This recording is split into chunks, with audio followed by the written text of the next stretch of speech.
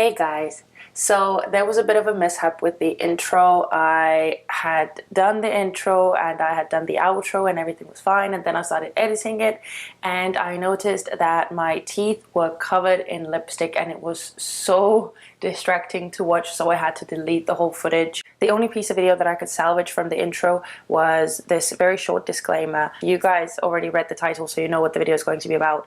Hopefully that's all that's needed. Anyway, I'm sorry. I will definitely make sure to check my teeth next time.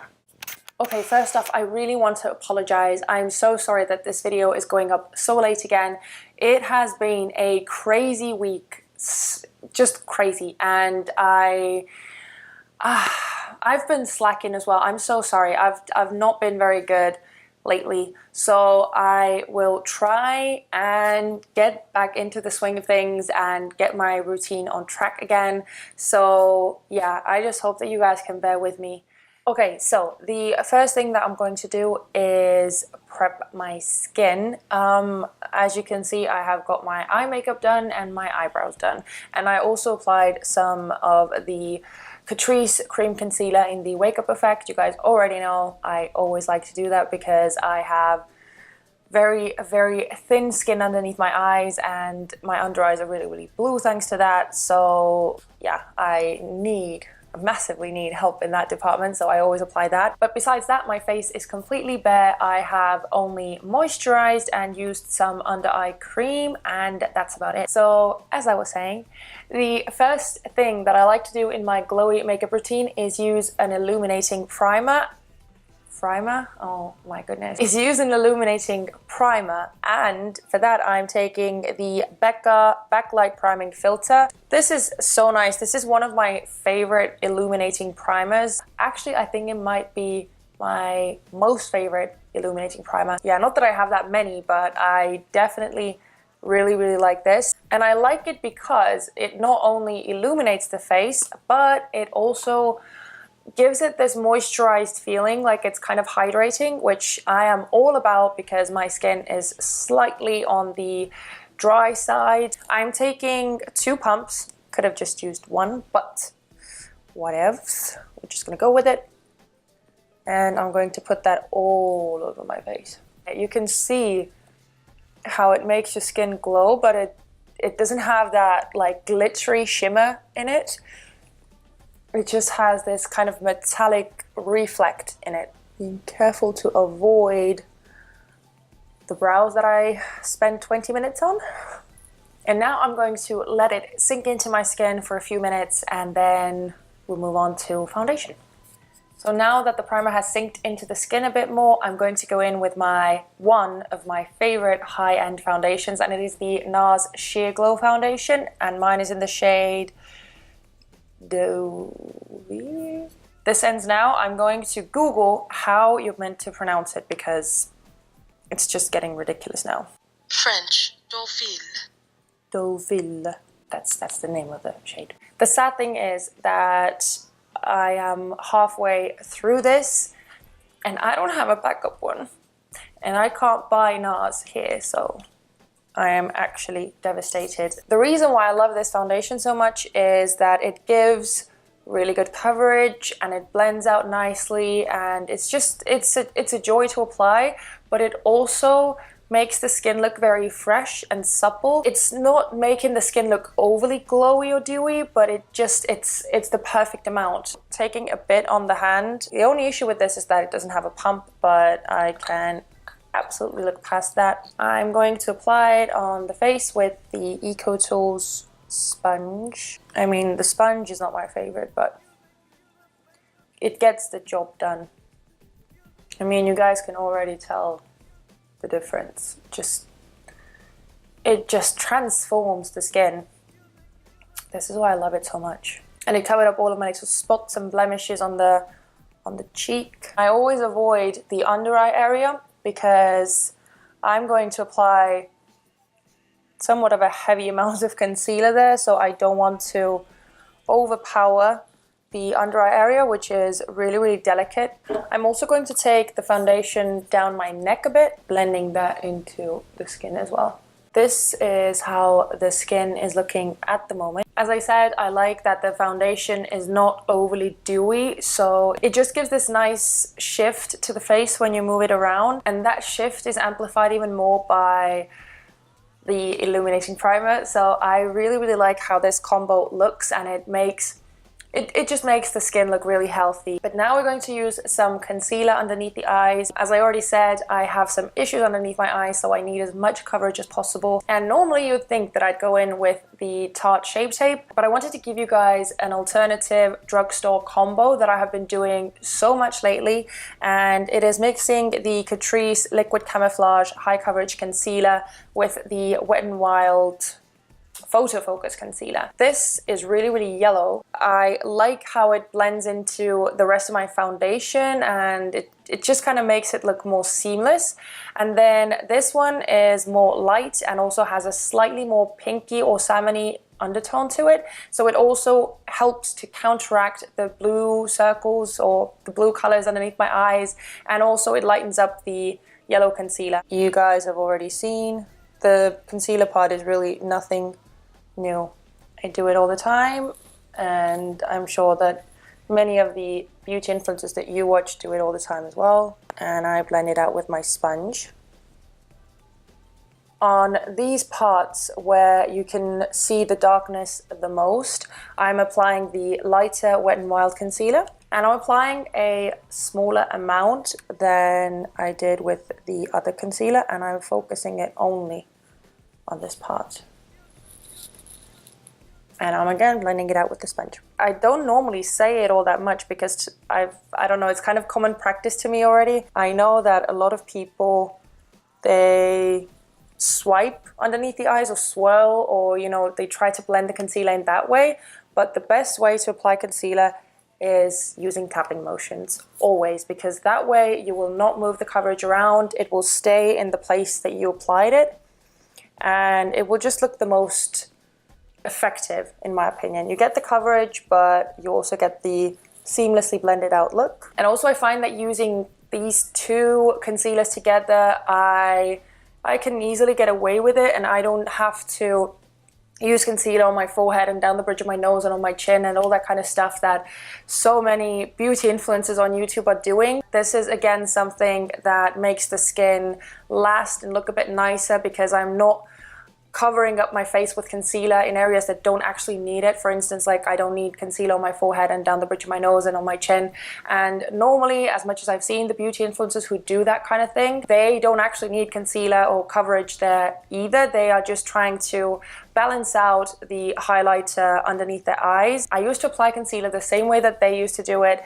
I used to apply it in all those places that you normally see people highlighting on YouTube. But I have found, at least on myself personally, that I actually prefer not doing the whole face highlighting situation. It's less product on the face, and it's not actually needed because I am not doing a harsh transition from a very light under eye to a normal foundation. I'm using this guy to make the transition a bit more smooth, that it wouldn't be as evident that I have very bright concealer underneath my eyes and then the foundation, which is like my normal color. So yeah, that's something to consider if you want to keep doing the forehead, bridge of the nose, chin highlight and all that kind of stuff. Go for it, absolutely, you can do that. But I just wanted to give you guys a little tip, because maybe you're like me and maybe you prefer to do your makeup this way. In my usual makeup routine, I wouldn't have my eyebrows done. I would start doing them now, because it also gives time for the concealer to melt and warm up with the temperature of my skin, so that it would melt into the skin a bit more. But since I have my brows done, I'm just going to go ahead and set my under eyes now. And I'm using the Too Faced Born This Way Ethereal Setting Powder. Nothing new there, still same old, same old. It's my favorite to use underneath the eyes. Also, I got a question in my previous video in the comment section. One of you was asking me whether I set my whole face or I only set underneath my eyes. I am definitely one of those people who doesn't set their face, and it works fine for me. I know that some people have to set their face. If you have oily or combination skin, or you just feel that without setting the makeup it's going to slide around the face, then absolutely go ahead. I just feel that without setting my makeup it still looks fine and it holds up very decently, so I don't have the need to set my whole face, and it also doesn't make me look hideous. I'm again using my Eco Tool sponge to set underneath my eyes. And now I'm quickly going to finish up my eyes off camera, and I'll pop back in here and we can highlight the face.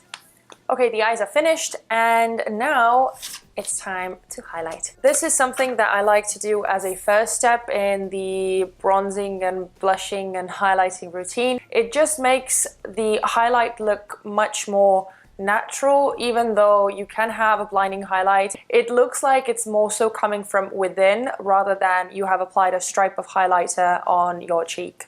And I do not like that stripy kind of look, so I always try and make my highlighter blend into the skin as much as possible. And one of my recent favorites to give me this really intense glow, but kind of looking like it's coming from within my skin, is the Huda Beauty 3D Highlighter Palette, and this is the Pink Sands edition. Can you see? You're meant to use all of these in these steps, at least that's how it's recommended to be used, because that's how the palette was created. Sometimes I do apply the shade Capri, which is more of a like a creamy texture. It's so funny, but then once you apply it to the skin, it almost turns into like a powder. I don't know. It's a funny formula, that one. But I sometimes do like to apply this as the first thing and then choose whatever color I like to apply on top. Depending on what's on my eyes at the moment or how the rest of my face is looking, I try to aim in the same kind of color category. But sometimes I don't use the cream product at all. I just go straight in with mixing a few of the powders together that I feel like using that day. So I think that's what I'm also going to do today. I'm going to apply the shades Santorini and Azores. I hope I'm saying it correctly, but probably not. I'm going to apply these two mixed together, and all I'm doing is dipping it into the more whiter shade and the more goldy shade, tapping off the excess and then applying it on my cheeks at the tops of my cheeks, to be more precise. Lightly dust it on down the ridge of my nose, on the tip of the nose, on the chin, a bit on the Cupid's bow as well. And then I also apply some on the tops of my eyebrows. I'm taking a small brush. This is the e.l.f. small tapered brush, and I like to just tap over the areas where I applied the highlighter.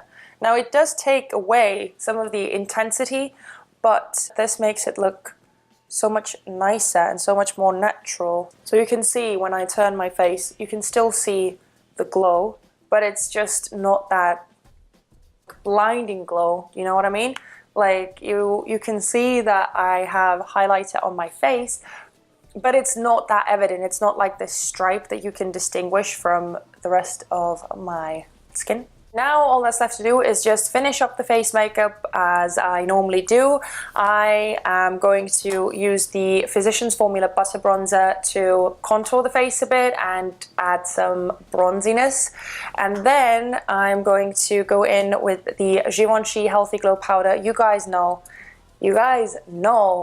how I feel about this thing. This is actually the secret ingredient in my makeup routine.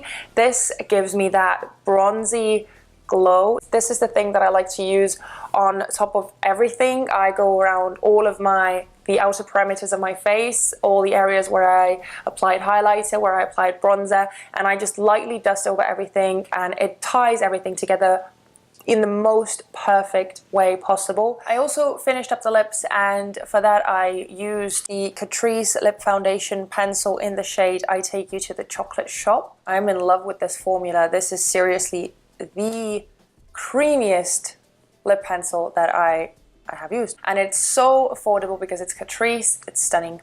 And on top of that I used the Maybelline Matte Color Sensational lipstick in the shade Clay Crush, but it was too warm tone, too kind of browny, like this brick red brown color. So I wanted to mix it with something that would cool it down a bit, and I used the Gerard Cosmetics lipstick in the shade Underground. Before we finish off the look with some setting sprays and all that kind of stuff, I'm going to take the e.l.f. small tapered brush again, and I'm going to tap over the areas where I applied all of my face makeup, all the powder products, and this again ensures that I don't have any harsh lines anywhere. As I said, all that's left to do is set the whole thing in place, and for that I always use two things. I first set everything with the MAC Prep and Prime Fix Plus. Now this is not actually a makeup setting spray. It will not elongate the wear of your makeup.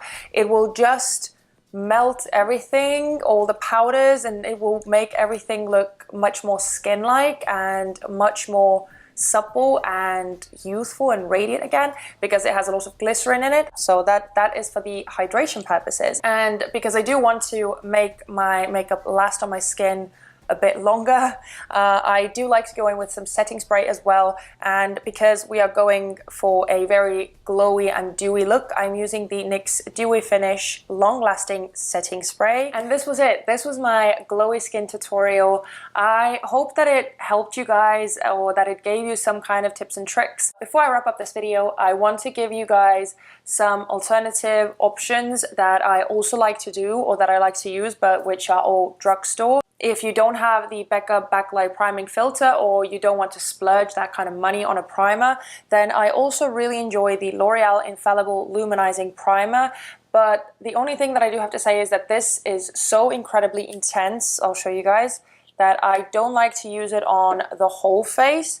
You can absolutely do that, but this is almost like next level. So I usually just like to hit the cheekbones and the bridge of the nose, and maybe a bit on the forehead, on the chin, all the areas that I like to use powder highlight on, I apply this underneath. But yeah, that is another primer option that I really like. For foundations, I actually have two recommendations. I also really love the L'Oreal 24-Hour Infallible Pro Glow Foundation. This is a stunning foundation, and it also makes the skin look super radiant, super glowy. I love this. But if you're watching me from Estonia and we don't have the L'Oreal Pro Glow line in our drugstores, I would also recommend checking out the Fit Me line from Maybelline. And I know that this is maybe a bit excessive, but I like to mix in these two foundations. One of them is the Fit Me Luminous and Smooth, and the other one is the Fit Me Matte and Poreless. And the reason why I don't like to use the Luminous and Smooth on its own is because I feel that this is like borderline too dewy. This is so incredibly dewy that I feel that it doesn't almost sink into the skin properly. It doesn't dry down to a somewhat wearable format. The Matte and Poreless makes it more wearable for me. Or if you are into the super wet and super dewy look, then the Luminous and Smooth, you might really enjoy it on its own as well.